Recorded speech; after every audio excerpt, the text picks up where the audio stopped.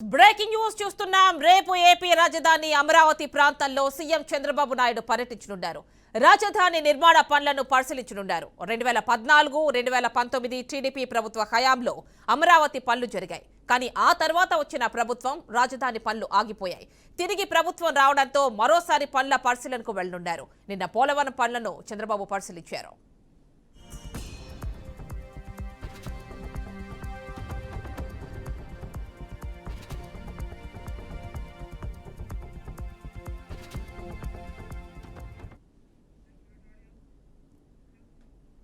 రేపు ఏపీ రాజధాని అమరావతి ప్రాంతంలో సీఎం చంద్రబాబు నాయుడు పర్యటించనున్నారు.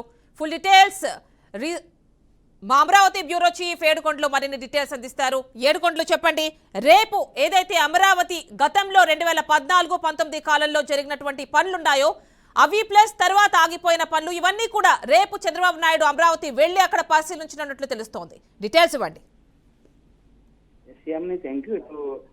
రేపు ఏపీ సీఎం చంద్రబాబు నాయుడు ఇటు అమరావతిలోని ఆయన ఏదైతే గతంలో శంకుస్థాపన చేసినటువంటి ప్రాంతాలు అవన్నీ పనులు మధ్యలోనే నిలిచిపోయాయి. ఆ ప్రాంతాలన్నింటినీ కూడా ఆయన రేపు అధికారికంగా పర్యటించనున్నారు. ఇప్పటికే ఏదైతే రాష్ట్ర వ్యాప్తంగా కూడా ఈ పనులను ప్రారంభించేందుకు కొంతమంది కాంట్రాక్టులు కూడా పిలుపునిచ్చారు. ఈ నేపథ్యంలో జేసీబీలు సుమారు 2500 జేసీబీలు వచ్చి ప్రస్తుతం అమరావతి రాజధాని ప్రాంతంలో ఉన్నటువంటి ఏదైతే తుప్పలు చెట్లు ఉన్నాయో వీటన్నిటిని తొలగించే పనుల్లో పడ్డారు.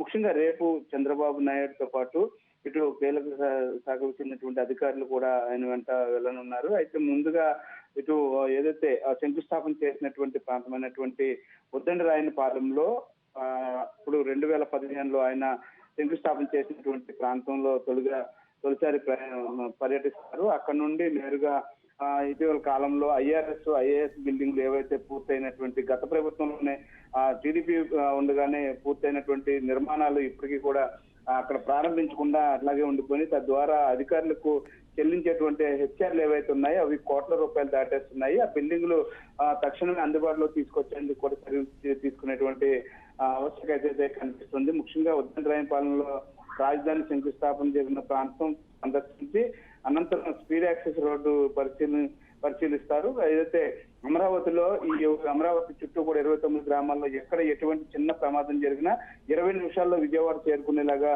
చంద్రబాబు నాయుడు తన హయాంలో స్పీడ్ యాక్సెస్ రోడ్డుని నిర్మించారు. ఆ రోడ్డు ఇప్పటికి కొన్ని చోట్ల తవ్వేసి అధ్వానంగా వదిలేసినటువంటి ప్రాంతాలన్నింటినీ కూడా పరిశీలిస్తారు.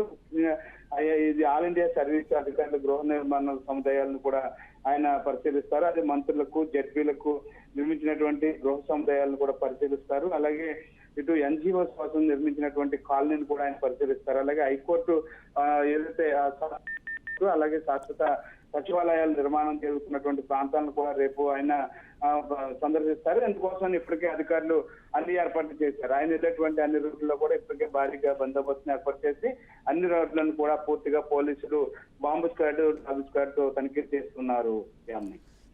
అంటే రేపటి షెడ్యూల్ ప్రకారం రేపు ఎన్ని గంటలకు అక్కడికి వెళ్తున్నారు చంద్రబాబు నాయుడు?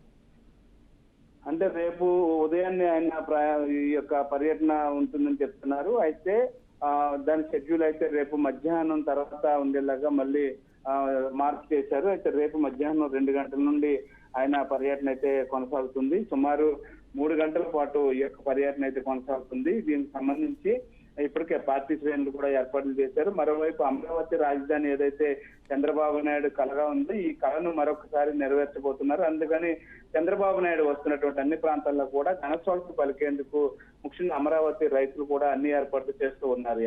అంటే ఎవరెవరు వెళ్ళబోతున్నారు సీఎంతో పాటు?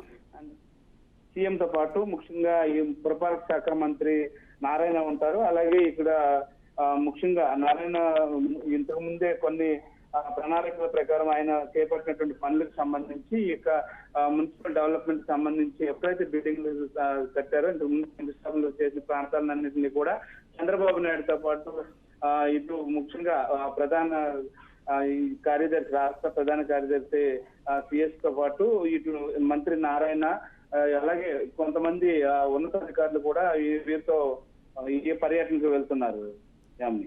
Right, thank you Yedukondalu.